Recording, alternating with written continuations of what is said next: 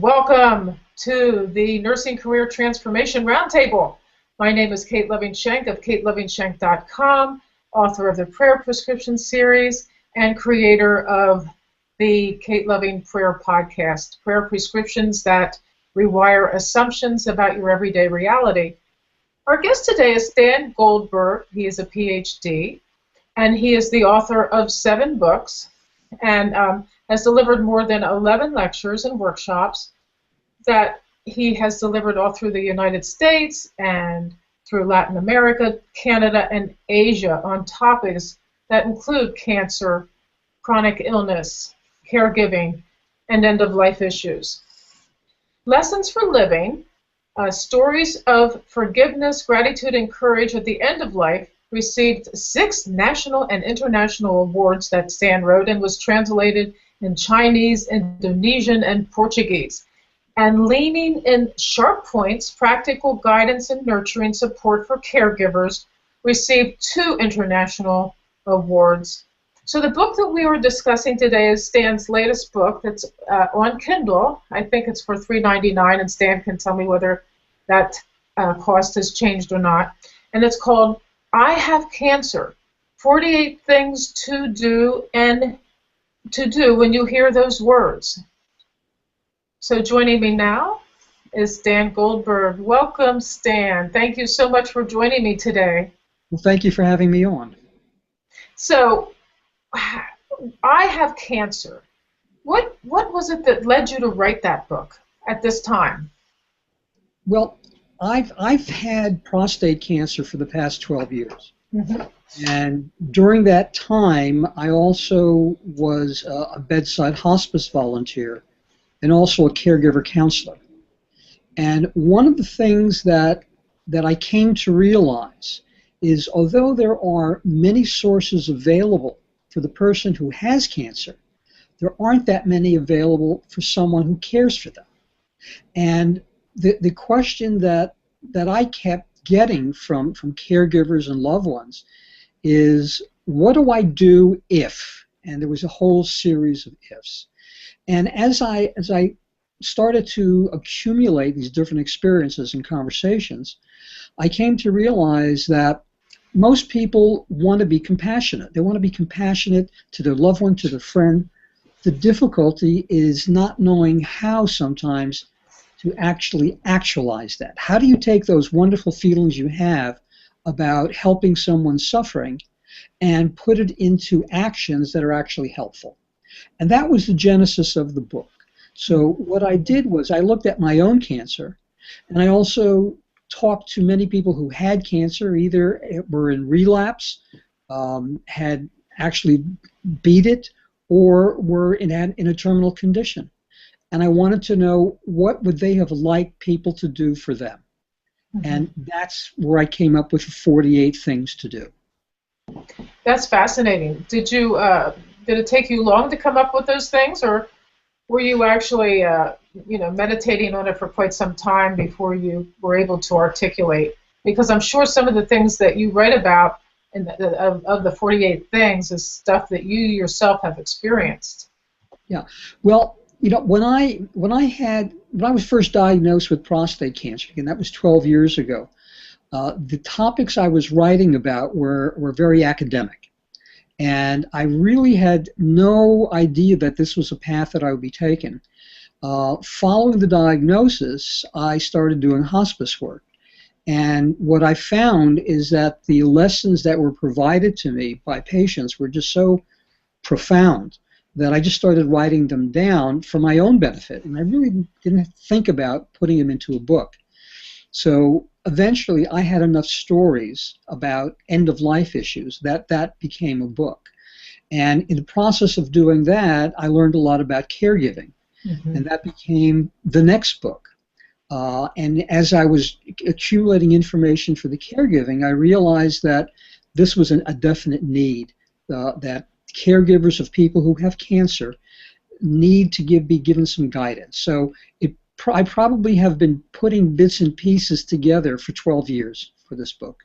Fascinating. The caregiving dilemma, do you think that one of the most challenging things for a caregiver is that people in our society have a hard time asking for help and receiving help when they are given it, or when people offer it. And you write about something very important. When people offer help, a lot of times they'll say, "Oh, just call me if you need help." Tell us a little bit about what could be said there that would be much more helpful. Yeah, and I think at one time I was guilty of doing the exact same thing. My assumption was that if I just put out a blanket statement to friends who were dealing with cancer, that if you need anything, just call me. My assumption was that gave them permission to contact me at any time of the day for anything. Mm-hmm. But what I found as I started talking to people was that when they hear that, when someone says, just call me when you need something, to them it's almost a disingenuous offer. Right. They feel that if they really wanted to help me, they'd say, do you want me to go get your laundry today, or something like that. And so for me, that was a very stark awakening, because I had no idea that this was something that I was doing that was being misinterpreted. So yeah, I advise everybody, just be very specific. And the worst that could happen is the person would say, thank you very much, but I can really do that one myself. But here's something else I can't do. Oh, that's important, isn't it? Yes. And it could be, as you mentioned in that part of the book, that people might not have the energy to do things like going to the supermarket. So if they could make a list of items that they need and just hand over the list, that would be very helpful too. So instead of being so vague about being helpful, I think specifics is how you say it in your book, specifics on how you can help a person. Yes, absolutely. Yes.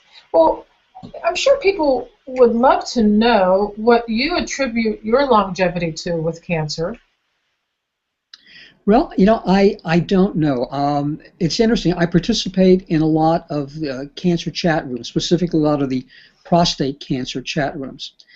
And it seems that everybody has a favorite remedy, a favorite way of treating their cancer.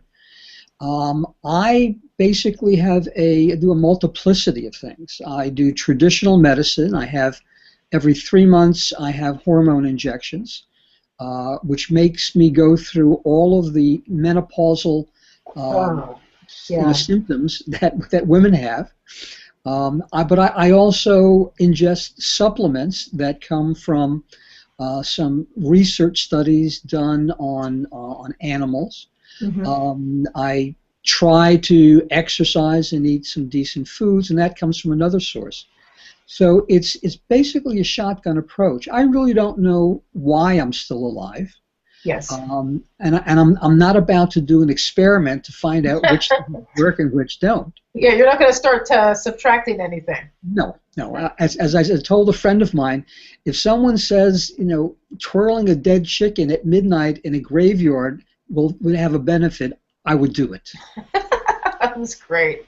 Well, I would love to know, and I'm sure our listeners and viewers would love to know, what was your reaction when you heard those words? You have cancer. I was in shock. Mm-hmm. I was 59 when I was diagnosed. And for me, cancer was something that happened to people of my parents' generation.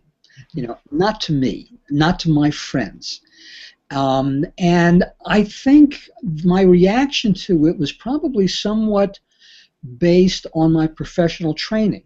By that time, I was still a university professor, and I had been doing a lot of clinical research, so I was very analytical and very precise and very objective. And that's basically how I treated those 3 words. Mm-hmm. Instead of thinking about what I was really feeling, I went down in my office and started doing research on prostate cancer. Now, that was a totally inappropriate response on my part. And I also wasn't sure how I was going to deal with my wife and my 2 adult children. How was I going to explain to them that there's a real possibility I would be dead soon? Because at that time, the prognosis was indeterminate. So, I did what most people do. I ran away from the diagnosis and really didn't understand, what kind of changes it would make in me.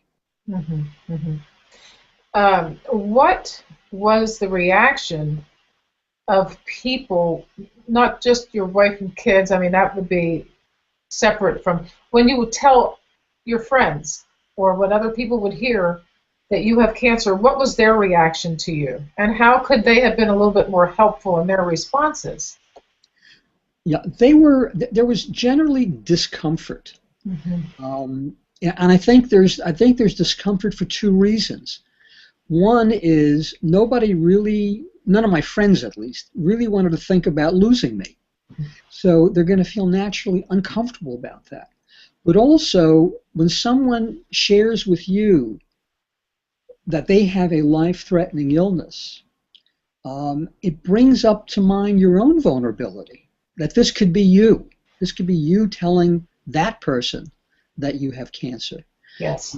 Everybody tried to be compassionate, but I think most people really didn't know how to take that compassion and to do something that would be useful. I mean, when the first time someone said that to me, it was maybe 25 years ago, when a good friend who had breast cancer called me and said, "Just want to let you know I have stage 4 breast cancer."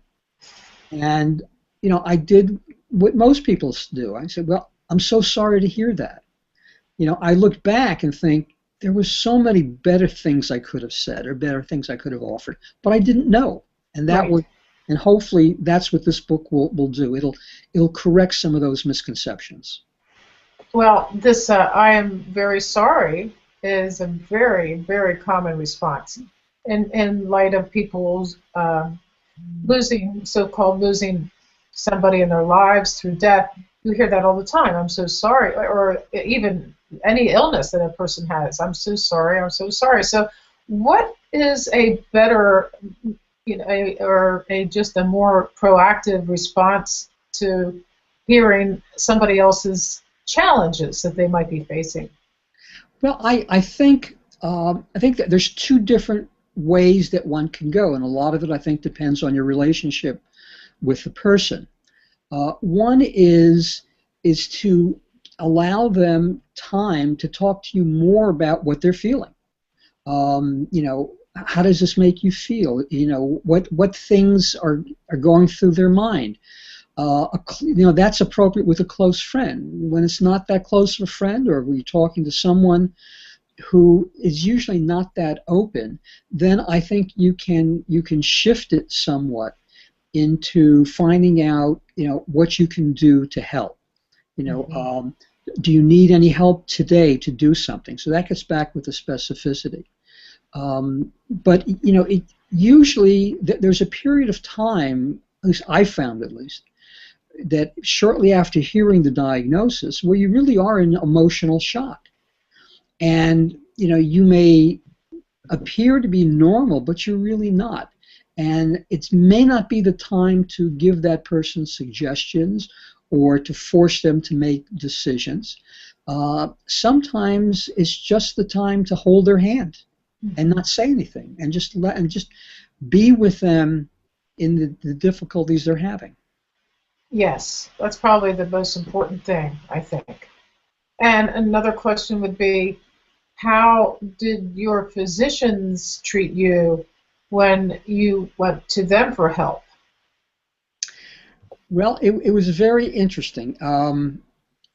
I went to a urologist, and when I first had the diagnosis, and his recommendation was for surgery. My GP suggested I also see a radiologist to get a second opinion. The radiologist's suggestion was radiology. I went to a oncologist who threw up his hands and said 6 of one, half a dozen of another. So the responses that I got from the medical community weren't as positive or supportive as I would have liked. But what I realize now, 12 years ago, the treatment of prostate cancer was so far behind it is now, and there were very legitimate differences, and the patients would have to end up making a decision, sometimes based on the personality of the physician, or what their gut level it was, or what they've heard on the internet or talked to friends. So I felt isolated, and I think even today, even though we've advanced 12 years in not only in prostate cancer but other forms of cancer, I think a lot of patients feel just as torn, not knowing what direction to take. Yeah, I think a lot of times an oncologist and a specialist of any type, or a doctor of any kind, has only a few minutes to really see patients before they have to go on to the next patient. So when you have a difficult diagnosis with a patient, that renders a need for time and compassion. They don't really have the time to give. And I'm wondering about some of the responses I've heard doctors give, like the chemotherapy is going to take, even in the face of the fact that the person is not going to live because the cancer has metastasized, say, as an example. And they'll say, well, this chemotherapy is going to do the trick, instead of facing the end of life questions that a patient really needs to face, so that they can straighten up their affairs, for instance. Well, I think as much difficulty as I have with some physicians, I think to some extent they're given a bum rap when it comes to being honest about end-of-life issues with patients. The expectation, I know from many people, is that physicians should be able to talk about end-of-life issues because they deal with it all the time. And they should be more knowledgeable than we as a general public are. Well, I think that's unfair to them. And also, I've never talked to a physician who said to me, yes, when I was in medical school, we had a seminar on end-of-life issues and how to talk to patients, or even a lecture, or even 20 words from someone. So they're not trained to do that, and that may be different now in the new physicians who are here. But when I go in to see my oncologist, I've a better oncologist now than I had 12 years ago. A very caring oncologist, and one who is very knowledgeable. The last time I went to see him, he said, I have two goals for you. One is to keep you alive, and two is to maintain your quality of life. Well, I'm sure I'm not the only person he says that to. And that is the opening I think patients have for saying, let's talk about the quality of my life, or let's talk about what it involves to keep me alive. But you're right. I think a lot of physicians are afraid to go there. It could just simply be a reflection of the fear of death that permeates the whole of American society. And also, medical people are trained to save lives. And that's really utmost of importance. This is what we were talking about before we got on the Google Hangout here, is that the medical establishment will do anything to preserve life. And we are living to an older and older age, and some of those years are not quality either. And years ago, everybody died a lot younger, and they died in their homes, and there weren't any undertakers, and it was a lot more natural a process. So right now, we have a tremendous fear of death, and the fact is that people feel like they have to prolong their life forever because they're so terrified, and I just know that that's part of it. Yeah, no, I agree with that. I think that there's one noticeable exception in a class of physicians, and these are palliative care physicians. Tell us about that. Yes, that's important. People don't know what the term applies to. These are physicians who are adept in managing pain. And it's usually, and there, I would say probably the bulk of the practice is involved hospice patients who have given up any kind of remediative therapy and are now looking for pain resolution. So these are physicians, I mean, I think they've got a special calling. I mean, I've never interacted with one who I didn't think was one of the best people in the medical community I ever met. So they clearly understand the importance of quality of life, on the importance of managing pain, and the futility of trying to keep somebody alive when that person probably doesn't want to be kept alive. Yes. So yeah, they're wonderful people. Yes, I had experience with palliative care physicians when we were dealing with women whose babies died in, say, the first week of life, and we had a palliative care program that was just wonderful. And I can't speak highly enough for that. I can't speak highly enough for that program, for sure. And we were also, you and I were talking about the book before we started, called, let's see if I can, called Knocking on Heaven's Door by Katie Butler, the Path to Better Way of Death. And she describes palliative care quite extensively too. And I know that it's interesting that you just ordered that from Amazon. I know you will love that book. It's going to, in fact, you and Katie should get together and do some sort of program together or something. That would be great. She's a Buddhist, and I think that really shapes the way the book is written. It's very Zen-like, I would say. So the whole idea of having to be a hero, you had described that. That's really interesting. You know, when people get the diagnosis and they are going to beat this thing, and then everybody says, yes, and you're so strong and you're such a hero because you're beating this cancer. Tell us how that is not a good way to deal with it. Yeah, for me, when I think about a classic battle between good and evil, between a healthy body and cancer, I think of almost a zero-sum game. Someone wins and someone loses. And if someone loses, there's got to be a reason why they lost. What I've seen with many people who were battling cancer is that friends or family were very supportive of them. But they always framed it as that, you know, you're in a struggle against the cancer. We will all go together and we will fight this thing.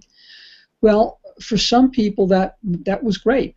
That kind of support was important, and they were able to do things which allowed them to live for a very long time. But for other people, the cancer is so virulent that no matter what you're going to do, the cancer is going to get the upper hand.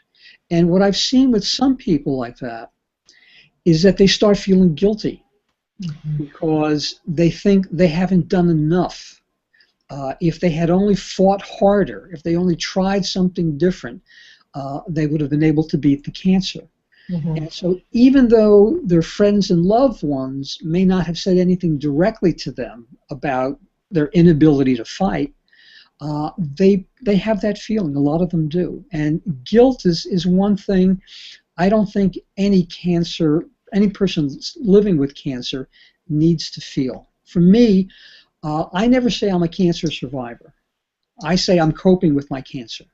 I'm doing things every day in order to deal with it, whether that involves trying different therapies or leading a healthier life or getting my life in order, but I'm coping. Coping. That's important. I was thinking about in the old days, in the 1970s, with the Simonton method of dealing with cancer. Remember, they saw the cancer cell as a battleground. and imagining the Pac-Man coming to eat it up and everything. Yeah. Well, don't you think that in those situations, it'd be good to know what the language is of the patient? What kind of language are they using in regards to their cancer? And obviously, if you're speaking to a nonviolent person, the whole idea of a Pac-Man coming to eat up the cancer, the fact that the cancer is an enemy, really might not sit well with some people. Yeah, no, I agree. I think that's, one of the problems I think that we get into as a society is looking at people who are living with cancer as being a homogeneous population, rather than people looking at their cancer in ways that are probably shaped by their history and their values. And yeah, I agree with you. I think it's important for people to understand what these words mean to someone who is actually living with cancer. Well, and then, excuse me, you have the Kubler-Ross method of determining how a person views their cancer by asking them to draw a picture. The picture that they draw about their cancer or about their relationships or about their bodies can determine how you or whomever is working with them would approach the person and speak their language. I know I had an interview with Bernie Siegel on my radio show, and his latest book deals with the pictures that he asks people to draw, and some of the most revealing things come out of those pictures. Have you worked with that kind of thing? No, I haven't. Well, and one time somebody came to him, very, very skeptic about his work. And she drew. He knew that she was a skeptic, so he asked her to draw a picture of her body, of herself. And she drew a picture of herself in large glasses, and her body was completely unconnected to everything else that was in the picture. And there was there was a clock that had the hand up at 12 o'clock. And he said, well, what happened to you when you were 12 years of age? And she said, and then she broke down and cried, and she had been sexually molested. The fact being is that the picture can get to something so much faster than just talking about it for the 10 hours or something. Oh, I agree. Yeah. I think that, when I was still at the university, I was a speech-language pathologist. So I think the use of language, and I can say it because it was my profession, is overrated. Right. I think it's too easy to hide our feelings behind abstractions, and that's what words are. They're all abstractions. Mm-hmm. But when you're drawing a picture, or you're reacting to a photograph, or looking at an object, and it brings a visceral reaction, that's definitely more direct and probably much more honest than the use of words. So I don't doubt that it's a very valuable tool to use. Now, if you would read Bernie's last book, and you can learn how to do it by just reading that book, you might find it to be extremely helpful in the work that you do. Extremely helpful. In fact, I had a friend who had a lot of chronic pain, and I tried to, I did it with her, and it was really fascinating, the kind of stuff that came up in that picture. And it was something that she could meditate on for a long time and come up with other insights as to why she might be suffering the way she was. It was interesting. I definitely will look at it. Now, you said in your book the statistic that 135 million Americans live with chronic pain or conditions, illnesses, and that by the year 2020 it is projected that 157 million people will be living with chronic illness, chronic conditions. What kind of world are we looking at when we see those figures? It's one that I'm not sure I'll be around for. Well, I probably won't either. Well, I probably will be, but anyway, who knows? We could all be gone tomorrow, right? Yeah, I think that there's two competing lines of thought. One is you have a medical community that is determined to allow us to live as long as possible. Mm-hmm. And you also have the realization the longer we live, the more pain we'll probably be in. Mm-hmm. So it's like this dilemma. Yes, we can increase lifespan, but are we doing anything about the quality of life during that time?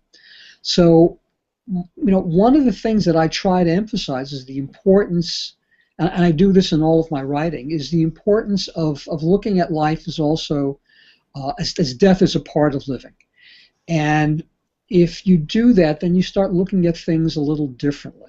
So I don't know whether that's going to change significantly by the time we have all of these additional people living with chronic illnesses or not.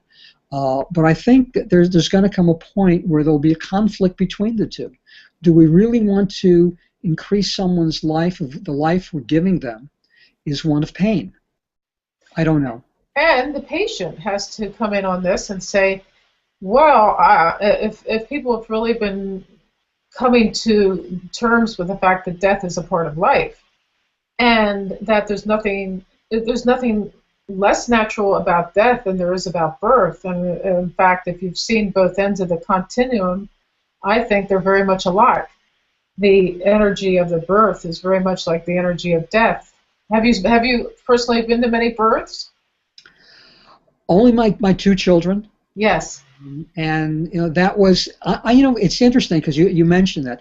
I would rate the feeling that I had at both of their births similar to the feelings I had when I was with people when they died. That's what I'm saying. That's exactly what I'm saying. Now think about that. That is something people don't believe that it's possible. But unless you've been at both the birth bed and the death bed, you understand that it's true. It's a certain amount of joy in that release, and there's probably nothing more. I have heard it said that there's nothing more difficult than birth for the person being born. It's almost impossible not to be born without trauma, especially in the atmosphere of medicine right now, where people are rushed in and given all kinds of drugs to birth a baby, given a lot of induction medications that are very painful. I'm actually a labor and delivery nurse, and I've been in women's health for 30 years, so I have some sort of insight into this. But now I work with the Amish. Now, and I go into people's homes, Amish homes mostly, and participate in the birthing celebration and help the midwife. And we talk about a completely different atmosphere. We're talking about a completely different, it's a dichotomy between slow medicine and fast medicine, where everything is rush, rush, rush in the current hospital's corporate setting. And with the Amish, nothing could be more amazing than being with them at that special time. They're very simple. There's no electricity. Every now and then you'll hear the clop, clop, clop of the horse going by in the horse and buggy. And it's completely different than it's just amazing.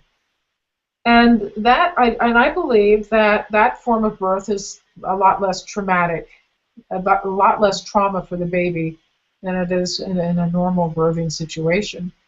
And so death is not that if you have is in the hospice setting, and this is what Katie Butler says in her book, that if people were given the opportunity to be in hospice longer than this last 3 days of their life, or the last 5 days, or even a week of their life, it would be so much better for a person to be involved with hospice a lot longer.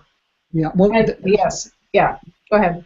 There's some interesting studies actually that was done by the Canadian Medical Association, and this was published, I think, in the LA Times about a year or two ago, where what they did is they were looking at life expectancy in hospice as compared to acute care. And what they found is, even without any additional drugs, life expectancy in hospice was significantly longer than in acute care with drugs. And one of the things they attributed the difference to was the kind of compassion, the amount of compassion that someone received in hospice and the support they were giving. Mm-hmm. And I've been with people as they died in hospice, and I've been with people as they died in a hospital. And there's a different state of energy that occurs in both of those places, and also in someone's home. So yeah, I think the figures for hospice are actually pretty amazing. You can qualify for hospice if your physician certifies that you have 6 months or less to live. The average stay in hospice, and I'm maybe off now a little bit because it's been a while since I looked at the figures, but the average stay in hospice, I think, was measured in the number of days. Mm-hmm. So even though people could get into hospice for 6 months, and then that period of time can be renewed, for whatever reason, they weren't coming in until they were so close to the end of their life that by that time, there isn't that much that can be done to ease their journey. So, and it's not just here in the United States. I did a comparative study and looked at Canada and Great Britain. In the UK, that's where the hospice movement started. And the data is almost identical for all three countries. So culturally, something is going on that's not making it conducive for people to enter hospice. Well, it could be a person's attitude, excuse me, where they decide that they don't want to face the fact that they're dying, mm-hmm. and the medical establishment doesn't want to either. So, just a minute.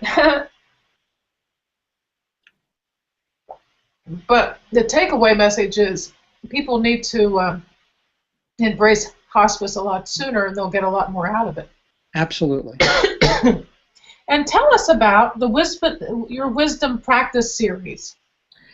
Well, for the past 12 years, I've been writing about areas, topics that are, I call them the sharper points of living. I've been writing about end-of-life issues, caregiving, chronic illness, cancer, change, conflict in families involving healthcare, and most of the writing has been on my website.